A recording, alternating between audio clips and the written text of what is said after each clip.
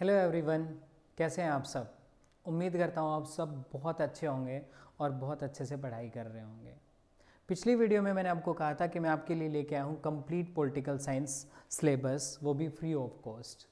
Cost सिर्फ इतनी रहेगी कि आपको चैनल को सब्सक्राइब करना होगा। तो पिछले दो पार्ट में हम कर चुके हैं फर्स्ट चैलेंजेस, सेकंड इसके साथ साथ प्रोसेस ऑफ पार्टीशन और कंसिक्वेंसेस। आज हम थर्ड पार्ट के अंदर उसके आगे डिस्कस करने वाले हैं। इंट्रोडक्शन के अंदर हम देखते हैं ये दोनों पार्ट, इवन ये 3 पार्ट्स हम डिस्कस कर चुके हैं। आज हम स्टार्ट करेंगे इंटीग्रेशन ऑफ प्रिंसली स्टेट्स, उसके साथ साथ हैदराबाद और Manipur, reorganisation of states and state reorganisation commission, इसको आज हम डिस्कस करने वाले हैं। तो चलिए स्टार्ट करते हैं। Integration of princely states. British India was divided into what were called the British Indian provinces and the princely states. First video के अंदर फर्स्ट पार्ट में हमने डिस्कस भी किया है कि प्रिंसली स्टेट क्या थी। अब फिर हम इसको देखने वाले हैं कि जब ब्रिटेन रूल कर रहा था उस टाइम पे दो पार्ट में डिवाइड था, ब्रिटिश इंडिया और British Indian provinces and the princely states. The British Indian provinces were directly under the control of British government. ये किसके अंडर में थे? Direct control of British government. दूसरी तरफ on the other hand several large and small state rule by the princely called the princely state. जिनको कौन rule कर रहा था? ये प्रिंसेस रूल कर रहे थे। नेक्स्ट है princely state enjoy some form of control over their internal affairs. यानी कि इंटरनल एरिया में अगर हम देखें तो रूल कौन कर रहा था? वो कर रहे थे प्रिंसेस, बट एक्सटर्नली वो किसके अंडर में थे? वो रूल में थे ब्रिटिशर्स के में। Princely state enjoys some form of control over their internal affairs as long as they accepted British supremacy। यानी कि जब तक वो ब्रिटिशर्स की सुप्रीमेसी मानते कि हाँ ठीक है इंटरनली हम कर रहे हैं, एक्सटर्नली आपका रूल है, तब तक वो कुछ फॉर्म हैं वो एंजॉय कर सकते थे, यानी कुछ फ्रीडम है, कुछ राइट्स हैं वो एंजॉय कर रहे थे Prince. This was called the paramountcy और सुजरेनिटी ऑफ द ब्रिटिश। यानी कि जो प्रिंसली स्टेट्स ब्रिटिश सुप्रीमेसी को मानते थे, ब्रिटिशर्स को सुप्रीम मानते थे, इसको क्या नाम दिया गया था? इसको दिया गया था पैरामाउंसी और suzerainty of the British crown. चलिए एक बार इनको देखते हैं। सबसे पहले ब्रिटिश प्रोविंसेस, कौन से प्रोविंसेस थे? वो टेरिटरी जिन पे डायरेक्ट कंट्रोल था किसका? ब्रिटिशर्स का। प्रिंसली स्टेट्स कौन सी थी? वो स्टेट्स जिनमें नेटिव रूलर्स रूल कर रहे थे, जो ब्रिटिशर्स के साथ एक ट्रीटी या रिलेशन के अंदर थे। यानी कि जब तक वो ब्रिटिशर्स की सुप्रीमेसी को मान रहे थे तब तक वो अपने एरिया के अंदर रूल कर पा रहे थे अच्छे से। इसको देखते हैं अब हम। ये भी क्वेश्चन आपसे पूछा जा सकता है, व्हाट वाज द पैरामाउंसी और सुजरेनिटी।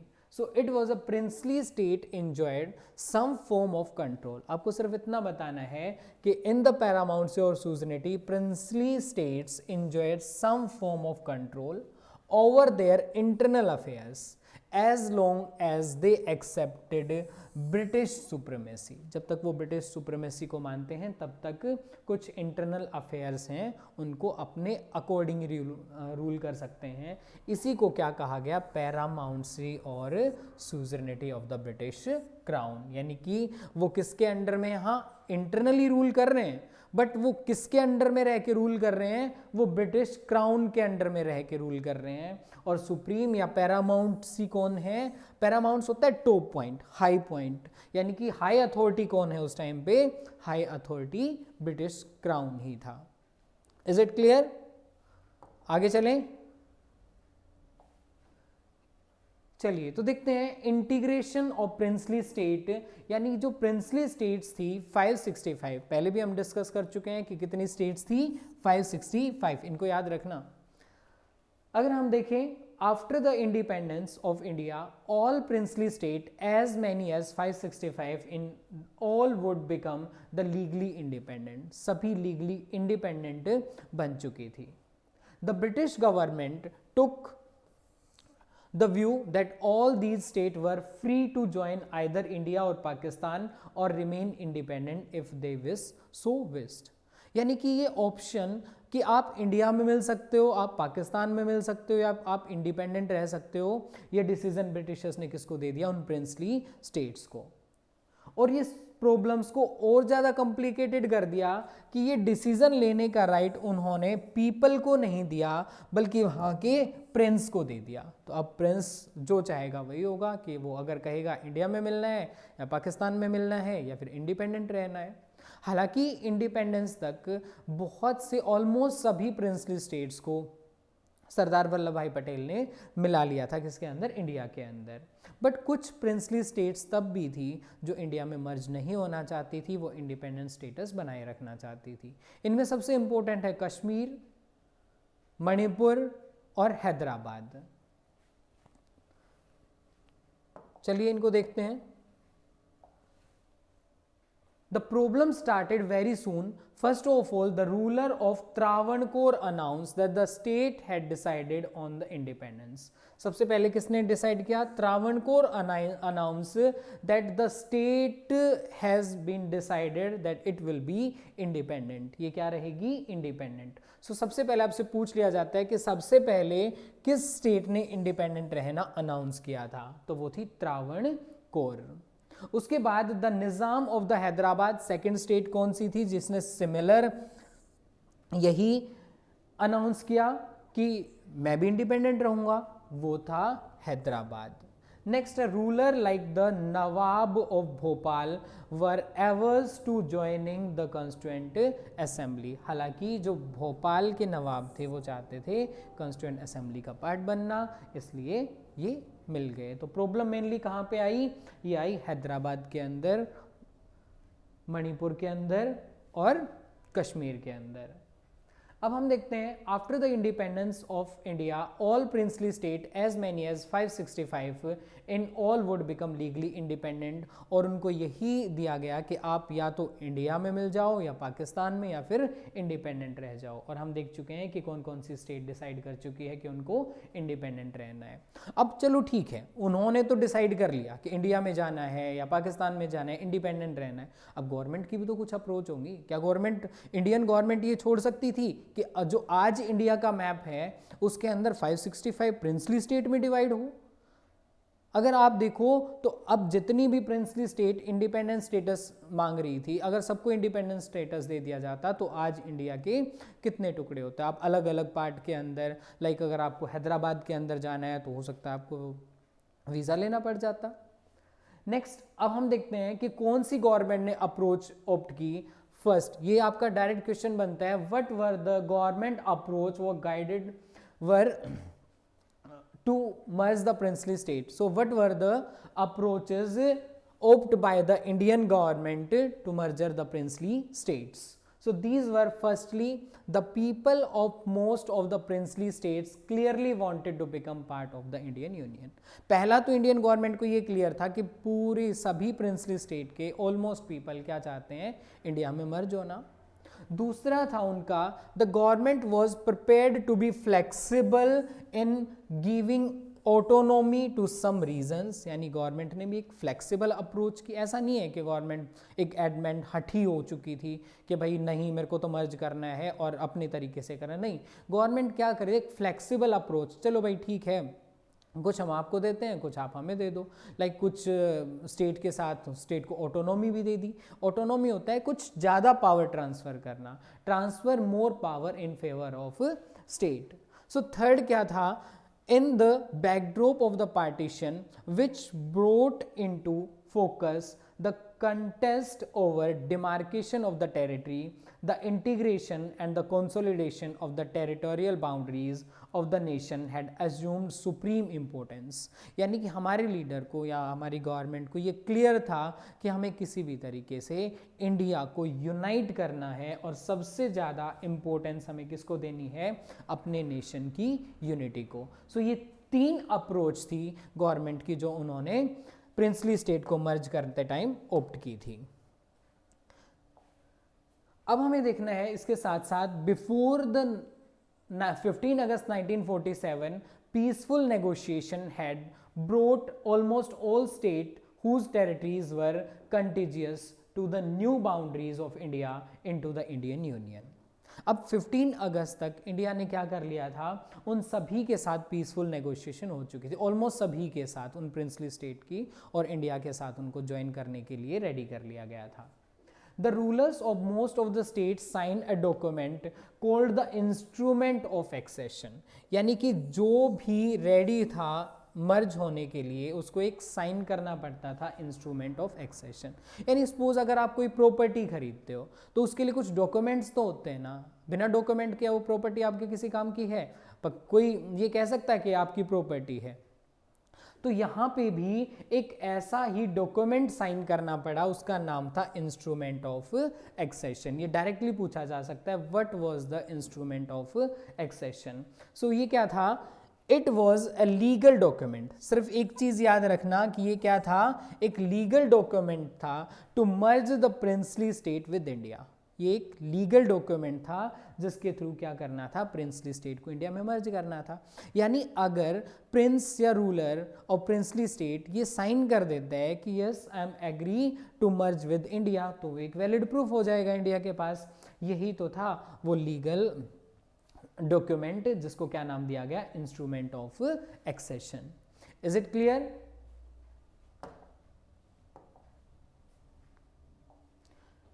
अब हमें देखना है accession of the princely state of Junagadh, Hyderabad, Kashmir and Manipur prove more difficult than the rest. यानी बाकी को तो इजीली मर्ज कर लिया गया था, बट क्योंकि जूनागढ़, हैदराबाद, मणिपुर और कश्मीर इन्होंने डिसाइड कर लिया था कि ये क्या रहना चाहते हैं, इंडिपेंडेंट रहना चाहते हैं. द इश्यू ऑफ जूनागढ़, लेकिन जूनागढ़ का इशू बहुत जल्दी रिजॉल्व हो गया था. The issue of Junagadh was resolved after a plebiscite confirmed people's desire to join India. यानी कि वो एक प्लेबिसाइट के थ्रू मर्ज कर लिया था इंडिया ने जूनागढ़ को. अब ये प्लेबिसाइट क्या होता है? प्लेबिसाइट होता है लाइक आप क्लास के अंदर हो और आपको चॉइस दे दी जाए, दो चॉइस दे दी जाए कि आप पढ़ना चाहते हो या खेलना चाहते हो. अब जो ज़्यादा वोट देगा जिस तरफ, like in class there are 40 students and if 25 students want to play, then the decision will be taken that the whole class will play. So यही हुआ, a vote by which the people of an entire country or district express an opinion for or against a proposal especially on a choice of government or ruler. तो यही हुआ कि वहाँ voting करवा दी और लोगों से पूछ लिया गया कि आप किस में मर्ज होना चाहते हो, इंडिया में मर्ज होना चाहते हो या फिर इंडिपेंडेंट. तो मोस्ट ऑफ द पीपल ने यही कहा that they wanted to merge with India. तो इसलिए जूनागढ़ को किससे मिला लिया गया? Through the process of plebiscite. Is it clear? Junagadh को किससे मिला लिया गया था? प्लेबिसाइट से. नेक्स्ट हमें देखना है हैदराबाद. हैदराबाद एक प्रिंसली स्टेट हुआ करता था जिसके नवाब हैं, जिसके लीडर थे, जो नवाब थे वो बहुत रिच थे. Even Nizam, sorry not Nawab, Nizam. Status of Hyderabad, सबसे पहले हमें देखना है कि हैदराबाद का स्टेटस क्या था. आप इसको अगर हैदराबाद आपसे पूछ लिया जाए तो ऐसे पॉइंट्स में आप इसको बता सकते हो जो कि आपके लिए ईजी रहेगा. तो फर्स्ट पॉइंट आपको याद करना है स्टेटस ऑफ हैदराबाद, कि हैदराबाद का स्टेटस क्या था. सो it was the largest princely states which was consist most of the Maharashtra.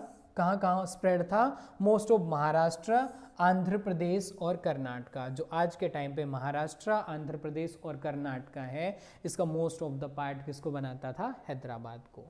It's ruler was known as Nizam. इसके रूलर को क्या कहा जाता था? निज़ाम, जो कि एक रिचेस्ट पर्सन था उस टाइम पे वर्ल्ड का. वर्ल्ड के रिचेस्ट पर्सन था निज़ाम. और उसके साथ साथ हम ये भी देख सकते हैं कि ये कहाँ कहाँ फैला हुआ था? महाराष्ट्र, आंध्र प्रदेश और कर्नाटका के अंदर. सो ये था स्टेटस, कहाँ कहाँ स्प्रेड था और कौन इसका रूलर था. तो रूलर था निज़ाम और ये स्प्रेड था महाराष्ट्र, आंध्र प्रदेश और कर्नाटका के अंदर. सेकंड, इसके अंदर हम देखते हैं प्रॉब्लम, कि वहाँ पे प्रॉब्लम क्या आई. भाई ठीक है, निज़ाम था, स्टेटस देख लिया, ये तो हमने देख लिया, बट प्रॉब्लम क्या थी? निज़ाम वॉज ए मुस्लिम रूलर, क्योंकि निज़ाम क्या था, एक मुस्लिम रूलर था और most of the people were Hindu. जो हैदराबाद के मोस्ट ऑफ द पॉपुलेशन क्या थी, हिंदू थी, बस निज़ाम है वो क्या था, मुस्लिम था। The Nizam wanted an independent status for Hyderabad, he entered into what was called the stand still agreement. अब हालांकि निज़ाम क्या चाहता था, इंडिपेंडेंट स्टेटस बनाए रखना चाहता था, लेकिन उसने इंडियन गवर्नमेंट से 1 ईयर का, कितने साल का स्टैंड स्टिल एग्रीमेंट था ये, 1 ईयर का, यानी 1 ईयर का एक स्टैंड स्टिल एग्रीमेंट कर लिया था कि चलो ठीक है हम नेगोशिएट तो कर रहे हैं, बट एटलीस्ट 1 साल तक के लिए जो स्टेटस है वो एज इट इज रहा रहे। ये था stand still agreement. Stand still agreement किसने किया था, हैदराबाद ने। नवंबर 1947 फॉर ए ईयर, कब किया था, नवंबर 1947 में, कितने टाइम के लिए, 1 साल के लिए। मूवमेंट्स, अब क्या होता है, ये तो हमने देख लिया कि प्रॉब्लम क्या थी, मोस्ट ऑफ द पीपल हैं वो हिंदू थे जबकि रूलर मुस्लिम, और निज़ाम क्या चाहता था, वो चाहता था हैदराबाद को इंडिपेंडेंट रखना, ये प्रॉब्लम थी। अब वहाँ पे क्या होता है, इसी को लेकर मूवमेंट स्टार्ट हो जाते हैं। थर्ड पॉइंट आपको क्या रखना है, movements. Farmers start to protest in Telangana region. Telangana region में इस निज़ाम के अगेंस्ट फार्मर ने क्या स्टार्ट कर दिया, एक प्रोटेस्ट कर दिया। Women were in the forefront in it, women क्या है वो भी आगे आई इस मूवमेंट के अंदर। द कम्युनिस्ट पार्टी, पार्टी कौन कौन सी थी, कम्युनिस्ट पार्टी और Hyderabad Congress were also in the forefront of this movement, यानी जो पीजेंट का मूवमेंट था उसको लीड करने में साथ कौन आई, कम्युनिस्ट पार्टी और हैदराबाद की कांग्रेस भी साथ में आई। तो हम यहाँ पे सबसे पहला देख चुके हैं स्टेटस ऑफ द हैदराबाद, कि हैदराबाद का स्टेटस क्या था। स्टेटस के अंदर हमने 2 चीज़ देखी थी कि वो कहाँ कहाँ पे था, most of the Maharashtra, Karnataka और आंध्र प्रदेश के अंदर। सेकंड है उसके जो लीडर थे वो निज़ाम थे। अब हम प्रॉब्लम देख चुके हैं, निज़ाम क्या था, एक मुस्लिम रूलर, जबकि मोस्ट ऑफ द पॉपुलेशन कैसी थी, हिंदू। दूसरा हम इसके अंदर देखते हैं निज़ाम क्या चाहता था, इंडिपेंडेंट स्टेटस बनाए रखना। प्रॉब्लम क्या आई, फार्मर ने प्रोटेस्ट कर दिया तेलंगाना रीजन में, विमेन ने भी इसको क्या किया, ज्वाइन किया। हैदराबाद के अंदर हैदराबाद कांग्रेस और कम्युनिस्ट पार्टी है, इन्होंने भी इस मूवमेंट को ज्वाइन किया। Is it clear? चलो नेक्स्ट देखते हैं, रिएक्शन ऑफ निज़ाम। अब जब मूवमेंट कर चुके थे पीजेंट, तो निज़ाम चुपचाप तो नहीं बैठेगा ना, कुछ तो रिएक्ट करेगा, कुछ तो रिएक्शन देगा। अब वो रिएक्शन था, निज़ाम सेंड ए पैरामिलिट्री फोर्सेस नॉन एज रजाकार। निज़ाम ने अपनी पैरामिलिट्री फोर्सेस भेज दी, किसको, उस मूवमेंट को क्रश करने के लिए। अब उन फोर्स को क्या कहा गया, रजाकार्स। ये आपसे बहुत बार पूछा जाता है, हु वर द रजाकार्स, तो सिंपल है, Razakars were the paramilitary forces of Nizam. Razakars were the paramilitary forces of निज़ाम।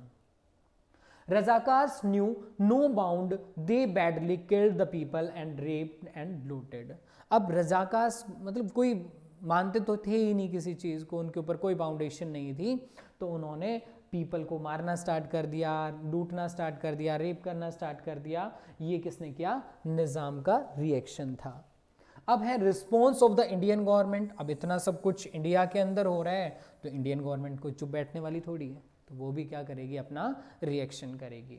तो यहाँ पे रिस्पॉन्स था इन सितंबर 1948। कब, in September 1948 Indian army moved into Hyderabad to control the Nizam forces. Nizam के फोर्सेस को कंट्रोल करने के लिए कौन चलेगी, हमारी Indian army.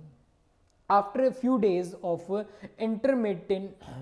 intermittent fighting, the Nizam surrendered. This led to the Hyderabad's accession to India. अब कुछ दिन फाइट चलती रही रुक रुक कर, और उसके बाद फाइनली निज़ाम ने सरेंडर कर दिया और मर्ज कर लिया गया किसको, हैदराबाद को इंडिया के अंदर। Is it clear? Hyderabad clear है? आपको पॉइंट्स याद रखने हैं। सबसे पहले स्टेटस क्या था, वो स्टेटस हम देख सकते हैं कि कर्नाटका, आंध्र प्रदेश और दूसरा महाराष्ट्र इस एरिया में स्प्रेड था, निज़ाम है वो वहाँ का रूलर था। अब देखते हैं कि प्रॉब्लम क्या थी। प्रॉब्लम ये थी कि रूलर है वो मुस्लिम था और most of the population Hindu थी। दूसरी प्रॉब्लम है कि निज़ाम चाहता था कि इंडिपेंडेंट स्टेटस रखना। अब वहाँ पे स्टार्ट होता है कि मूवमेंट किसने स्टार्ट कर दिया, फार्मर्स ने। अब फार्मर ने स्टार्ट किया, वीमेन भी फोर फ्रंट में रही। कम्युनिस्ट पार्टी और हैदराबाद कांग्रेस पार्टी ने इस मूवमेंट को ज्वाइन किया। अब इसके बाद निज़ाम ने क्या रिएक्शन किया, निज़ाम का रिएक्शन था कि उसने अपनी पैरामिलिट्री फोर्सेस भेज दी, जिसको क्या कहा गया, रजाकार्स। और उसके बाद रिस्पॉन्ड किया इंडियन गवर्नमेंट ने। इंडियन गवर्नमेंट ने अपनी आर्मी सेंड की और इसके बाद आर्मी ने रुक रुक कर 2-3 दिन तक या फिर कुछ दिनों तक रुक रुक कर फाइट चलती रही और आर्मी ने किसको हरा लिया, निज़ाम की पैरामिलिट्री या फिर रजाकार्स को, और फाइनली सरेंडर कर दिया निज़ाम ने। इस तरीके से हैदराबाद का एक्सेशन हुआ इंडिया के अंदर। Is it clear? नेक्स्ट देखते हैं हम Manipur, decision of the Manipur rulers. अब मणिपुर का डिसीजन क्या था पहले ये देखते हैं। मणिपुर के जो लीडर थे वो थे महाराजा बोधि चंद्र। क्या नाम था? Maharaja Bodhi Chandra was the leader of Manipur. Sign the instrument of accession. इन्होंने क्या किया, इंस्ट्रूमेंट एक्सेशन साइन तो कर दिया। अब इंस्ट्रूमेंट एक्सेशन क्या था? It was a legal document to merger the princely state with India on the assurance that the internal autonomy of Manipur would be maintain. क्यों? क्योंकि इंडियन जो लीडर्स हैं या इंडियन गवर्नमेंट ने हैं, उन्होंने एश्योर कर दिया था कि अगर आप इंस्ट्रूमेंट ऑफ एक्सेशन पे साइन कर देते हैं तो आपका जो ऑटोनॉमी है या इंटरनली इंडिपेंडेंट आपको दे दी जाएगी। देन इलेक्शन, उसके बाद क्या होते हैं मणिपुर के अंदर, इलेक्शन होते हैं। Election were held in Manipur in June 1948। कब होते हैं? June 1948। And Manipur was the first state of India to hold the election based of universal adult franchise. तो कौन सा स्टेट था? फर्स्ट स्टेट था जिसने इलेक्शन करवाए थे, किस बेस पे? यूनिवर्सल एडल्ट फ्रेंचाइज पे।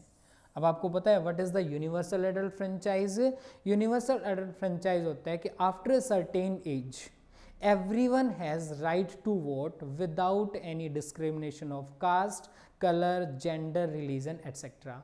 यानी कि सभी को एक सर्टेन एज, लाइक इंडिया में अभी एज क्या है वोटिंग की, 18 ईयर्स। तो 18 ईयर्स के बाद सबको राइट टू वोट मिल जाएगा, जिसमें कोई डिस्क्रिमिनेशन होगा ना कास्ट का, ना कलर का, ना जेंडर का, ना रिलीजन का।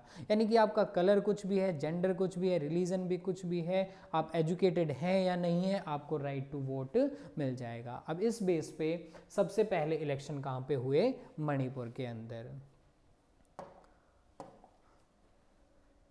नेक्स्ट हम देखते हैं conflict in the legislative assembly. अब इलेक्शन हो चुके हैं, एक लेजिस्लेटिव असेंबली बन चुकी है। अब क्या होता है? Sharp differences over the question of merger of Manipur with India. यानी कि जो वहाँ पे लीडर्स चूज होकर आए, इलेक्ट होकर आए, उनमें एक डिफरेंस रहा। कुछ चाहते थे कि इंडिया में मर्ज हो जाए मणिपुर, कुछ चाहते थे कि मणिपुर अपना इंडिपेंडेंट स्टेटस बनाए रखे। Manipur Congress wanted to merge but other political party opposes. Manipur Congress चाहती थी कि इंडिया में मर्ज हो जाए, जबकि अदर पॉलिटिकल पार्टीज अपोज कर रही थी। अब क्या हुआ? मर्जर, सीधा मर्ज ही कर लिया गया मणिपुर को।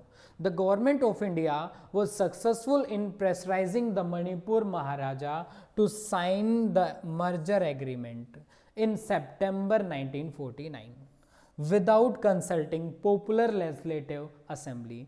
अब इंडियन गवर्नमेंट 1949 यानी सितंबर 1949 में वो सक्सेसफुल हुई कि उन्होंने प्रेशराइज किया महाराजा बोधिचंद्र को और फोर्सफुली साइन करवा लिए थे। ना ही कोई कंसल्ट किया, किससे? लेजिस्लेटिव असेंबली से। दस Manipur become the part of Indian union. इस तरीके से मणिपुर इंडियन यूनियन का पार्ट बना। Is it clear?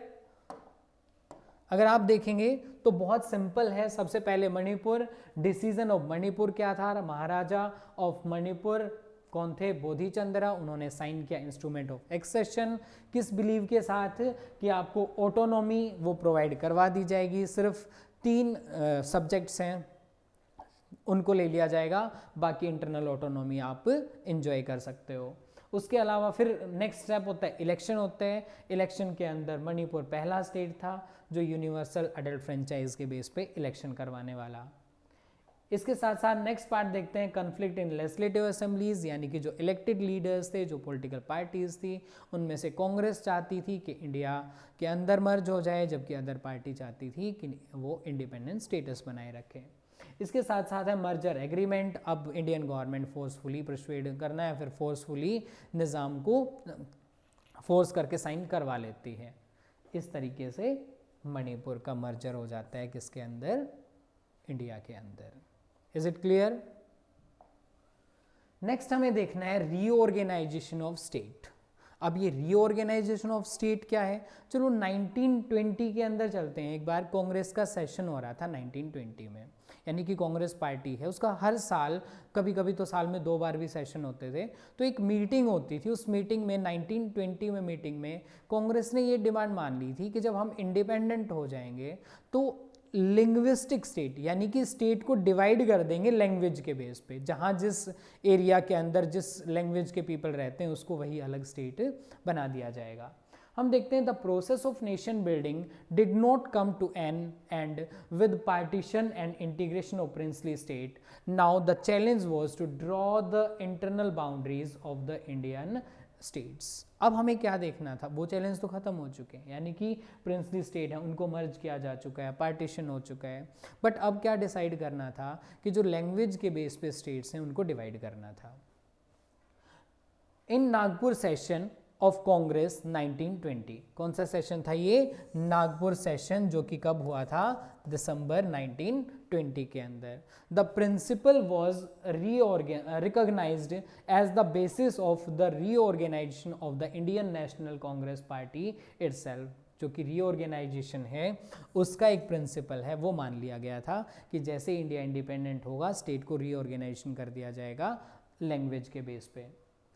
Things changed after independence and partition. Our leader felt that carving out states on the basis of language might lead to disruption and disintegration. अब हालांकि 1920 में तो मान लिया था, क्योंकि उस टाइम पे ये थोड़ी डिसाइड था कि इंडिया और पाकिस्तान डिवाइड हो जाएंगे, बट जब इंडिया इंडिपेंडेंट हुआ और इंडिया पाकिस्तान डिवाइड हो चुके थे तो उस टाइम पे सिचुएशन चेंज हो चुकी थी। अब लीडर्स को लगता था कि कहीं ऐसा तो नहीं हो जाएगा कि इंडिया में स्टेट्स को डिवाइड कर दिया जाए लैंग्वेज के बेसिस पे और आगे कहीं अदर और पार्टीशन ना हो जाए, तो इसलिए अचानक उस टाइम पे पार्टीशन नहीं हो पाया। Is it clear? नेक्स्ट देखते हैं इसके साथ, this decision of the national leadership was challenged by the local leaders and the people, यानी कि लोगों ने तो प्रोटेस्ट करना स्टार्ट कर दिया कि पहले तो आपने कहा था और अब आप डिमांड को डिनाई कर रहे हैं। अब ऐसा ही प्रोटेस्ट स्टार्ट हुआ। The protest begin in the Telugu speaking areas of the old Madras province which include present day Tamil Nadu, यानी कि मद्रास कहाँ पे था, तमिलनाडु के अंदर। तो मद्रास कौन कौन से एरिया को कवर करता था, तमिलनाडु को और आंध्र प्रदेश को, केरला और कर्नाटका को। तो उस टाइम पे एक मूवमेंट भी स्टार्ट कर दिया जिसके अंदर द विशाल आंध्रा मूवमेंट, यही स्टार्ट हुआ Vishal Andhra movement. Andhra movement, Vishal Andhra movement किसके लिए था, as the movement for a separate Andhra was called. Andhra Pradesh एक सेपरेट नेशन बनाने के लिए जो मूवमेंट स्टार्ट किया उसको क्या कहा गया, Vishal Andhra movement. Demanded that the Telugu speaking areas, क्योंकि आंध्र प्रदेश के अंदर कौन सी लैंग्वेज है, Telugu, Telugu speaking areas should be separated from the Madras provinces of which they were a part and be made into a separate Andhra provinces. तो उन्होंने क्या डिसाइड किया कि आंध्र प्रदेश को एक सेपरेट स्टेट में डिवाइड कर दिया जाए तेलुगु लैंग्वेज के बेस पे, यानी जो तेलुगु स्पीकिंग एरियाज हैं उनको एक अलग स्टेट बना दिया जाए। यहां तक क्लियर है? उसके बाद क्या हुआ, एक लीडर थे वहां पे, एक पोटी श्री रामल्लू, जो कि एक Congress leader and a veteran Gandhian, यानी गांधी को फॉलो करने वाले, went on a indefinite fast led to his death after 56 days. यानी कि जो पोटी श्री रामल्लू है उन्होंने हंगर स्ट्राइक कर दिया कि मैं तब तक कुछ भी नहीं खाऊंगा जब तक आप ये एग्री नहीं हो जाते कि आंध्र प्रदेश है या फिर तेलुगु स्पीकिंग एरिया को अलग बना दिया जाएगा। लेकिन 56 डेज की हंगर स्ट्राइक के बाद पोटू श्रीरामुलु की डेथ हो जाती है। This caused great unrest and resulted in violent outburst in the Andhra region. अब उनकी डेथ की वजह से क्या हुआ, एक पीपल के अंदर ग्रेट अनरेस्ट हुआ, जिसकी वजह से एक वॉयलेंट आउटब्रस्ट हुआ आंध्र रीजन के अंदर। Finally the prime minister announced the formation of a separate Andhra state in December 1952। तो इस आउटब्रस्ट के बाद फाइनली डिसाइड कर दिया गया कि आंध्र प्रदेश एक सेपरेट स्टेट बनेगा। सो लैंग्वेज के बेस पे पहला स्टेट यानी first state on the basis of language कौन सा डिवाइड हुआ था, वो हुआ था Andhra Pradesh. Is it clear? अब हमें देखना है when Andhra Pradesh was organized in December 1952 then all other states demanded that they also want to be separate on the basis of language. अब ये भी किया गया, जैसे ही आंध्र प्रदेश को किया गया भी बाकी स्टेट भी डिमांड करेंगी कि हमें भी अलग करो, किस बेसिस पे, लैंग्वेज के बेसिस पे। इसलिए फाइनली क्या किया गया, अ स्टेट रीऑर्गेनाइजेशन कमीशन, जिसको क्या कहा जाता है, SRC यानी स्टेट रीऑर्गेनाइजेशन कमीशन। इसको अपॉइंट कब किया गया, 1953 के अंदर। कब अपॉइंट किया गया, 1953 के अंदर। So finally a state reorganization commission was set up in 1953 to look into the question of redrawing the boundaries of states। क्या देखने के लिए कि क्या स्टेट्स को डिवाइड किया जा सकता है लैंग्वेज के बेसिस पे। अब state reorganisation commission is also known as Fazal Ali commission. इसी को और किस नाम से जाना जाता है, फजल अली कमीशन, क्योंकि इसके जो हेड थे, SRC के हेड थे, वो कौन थे, फजल अली, इसलिए इनको फजल अली कमीशन के नाम से भी जाना जाता है। Is it clear? यानी कि आंध्र प्रदेश है वो अलग हो चुका है दिसंबर 1952 में, फिर अदर स्टेट्स क्या कर रही हैं, डिमांड कर रही हैं। जब अदर स्टेट्स ने डिमांड की तो गवर्नमेंट ने क्या किया, एक SRC state reorganisation commission set up किया, क्या देखने के लिए कि क्या स्टेट को लैंग्वेज के बेसिस पे डिवाइड किया जा सकता है या नहीं किया जा सकता। Is it clear? नेक्स्ट देखते हैं स्टेट रीऑर्गेनाइजेशन कमीशन। हमें पता है कि कब सेटअप हुआ, 1953 के अंदर। अब इसकी रिकमेंडेशन क्या थी, ये आपसे पूछा जाएगा, that what were the recommendation of state reorganisation commission. हो सकता है ये भी पूछ लिया जाए, व्हाट वाज द SRC या state reorganisation commission, why it was set up, क्यों सेटअप किया गया था, to look into the matter to redrawing the boundary of the state on the basis of language. ये किसके लिए किया गया था, ये देखने के लिए क्या स्टेट की बाउंड्रीज को लैंग्वेज के बेस पे डिवाइड किया जा सकता है, रीड्रॉ किया जा सकता है। उसके बाद पूछा जाएगा इसकी रिकमेंडेशन, यानी कि भाई जो काम किया है, रिजल्ट क्या निकाला आपने, आपको ये काम सौंपा गया था कि क्या स्टेट को डिवाइड किया जा सकता है, तो अब आप बताइए क्या किया जा सकता है। उनको क्या कहा गया, रिकमेंडेशन ऑफ SRC।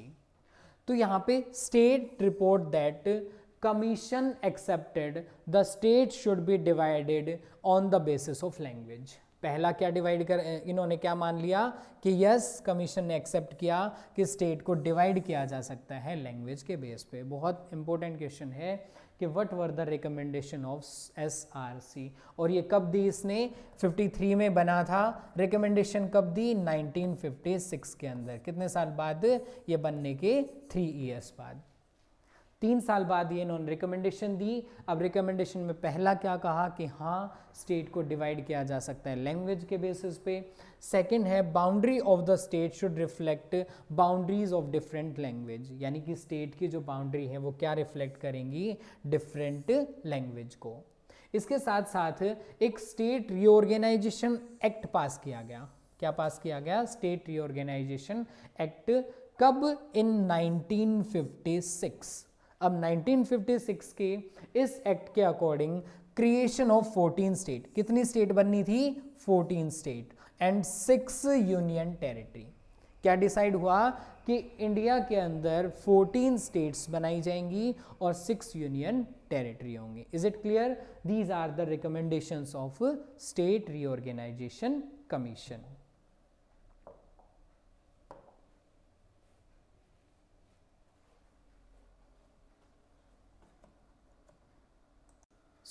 इसके बाद आता है क्रिएशन ऑफ न्यू स्टेट, क्योंकि पिछली स्लाइड में हमने देख लिया था कि स्टेट कितनी होंगी, 14 स्टेट्स और 6 यूनियन टेरिटरी हैं, वो डिवाइड कर दी जाएंगी.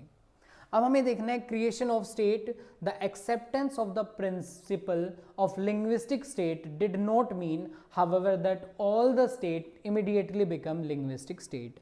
अब यहाँ पे लिंग्विस्टिक स्टेट बना दी जाएंगे, इसका मतलब ये नहीं था कि सभी स्टेट एक साथ जो लैंग्वेज के बेस पे उनको डिवाइड कर दिया गया.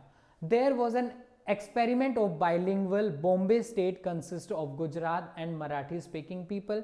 उस टाइम पे एक एक्सपेरिमेंट ये भी रखा गया कि बॉम्बे, उस टाइम पे जो बॉम्बे था जो कि बाइलिंगुअल, यानी कि उसके अंदर दो कौन से, गुजराती स्पीकिंग और मराठी स्पीकिंग, दोनों लैंग्वेजेस हैं उसके पीपल थे. After popular agitation the state of Maharashtra and Gujarat were created in 1960. कब डिवाइड किए गए महाराष्ट्र और गुजरात? 1960 में. किसका पार्ट थे ये? बॉम्बे का पार्ट थे. यानी कि अगर हम, ये क्वेश्चन आता है कि Maharashtra and Gujarat were divided in, तो 1960. गुजरात वर सेपरेटेड फ्रॉम महाराष्ट्र. गुजरात किससे सेपरेट किया गया? महाराष्ट्र से सेपरेटेड किया गया. इन 1966 when the territories of the today's Haryana, Himachal Pradesh were separated from the larger Punjab state. 1966 के अंदर किसको डिवाइड किया गया? हरियाणा, हिमाचल प्रदेश और पंजाब को डिवाइड किया गया. हालांकि हरियाणा और पंजाब दोनों को स्टेट बना दिया गया था और उसी टाइम हिमाचल को क्या बनाया गया? यूटी बना दिया गया था, यानी कि यूनियन टेरिटरी बना दिया गया था. Is it clear? नेक्स्ट देखते हैं, another major reorganization of state took place in the north east in 1972. तो 1972 में कुछ और स्टेट्स थी जो डिवाइड की गई. सबसे पहले हम देखते हैं कौन सी. मेघालय वॉज केव out of Assam in 1972. Meghalaya कब हुआ? 1972 में. कौन सी स्टेट से अलग हुआ? असम से. दूसरा है Manipur and Tripura two emerged as separate states in the same year. यानी कि दो और मणिपुर और त्रिपुरा है, उनको भी सेपरेट स्टेट बनाया गया 1972 में ही. The state of Arunachal Pradesh and Mizoram came into being in 1987. कब डिवाइड हुई ये? 1987 के अंदर. कौन कौन सी? अरुणाचल प्रदेश और मिजोरम, इनको स्टेटहुड का स्टेटस दिया. Nagaland had become a state much earlier in 1963. जबकि नागालैंड को कब बना दिया गया था? 1963 में ही अलग स्टेट बना दिया गया था.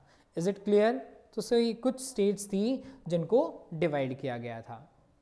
नेक्स्ट हम देखते हैं, languages did not however remain the sole basis of organization of state.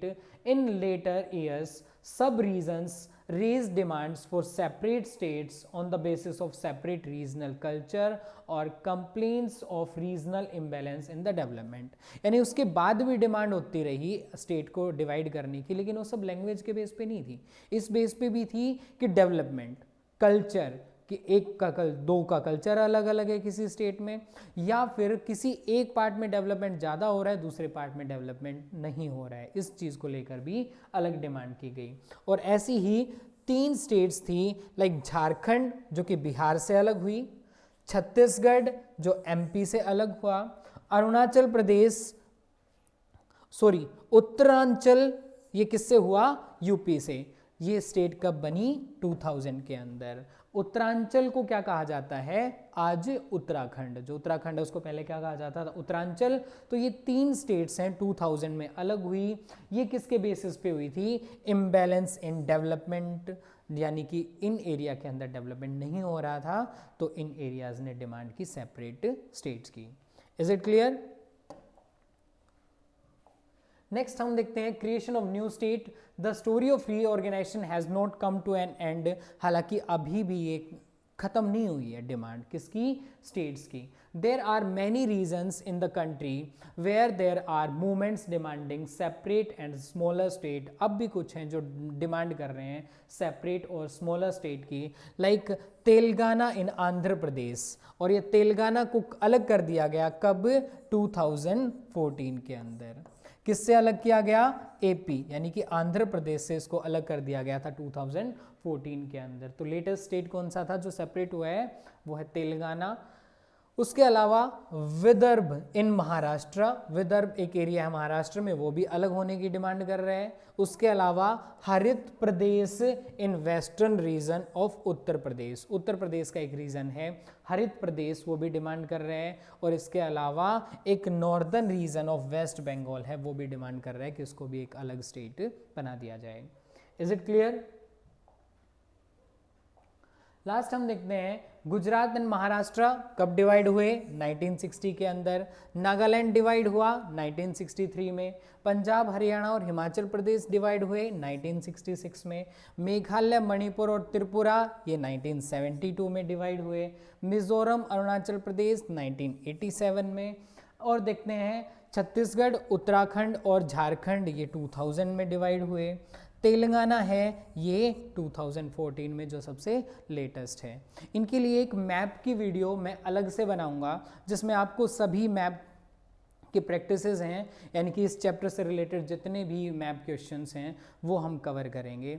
Thank you, मिलते हैं नेक्स्ट वीडियो के साथ। कमेंट करना ना भूलें कि इस वीडियो के बाद आप कौन सा चैप्टर चाहते हैं कि कौन सा चैप्टर हम स्टार्ट करें। Thank you.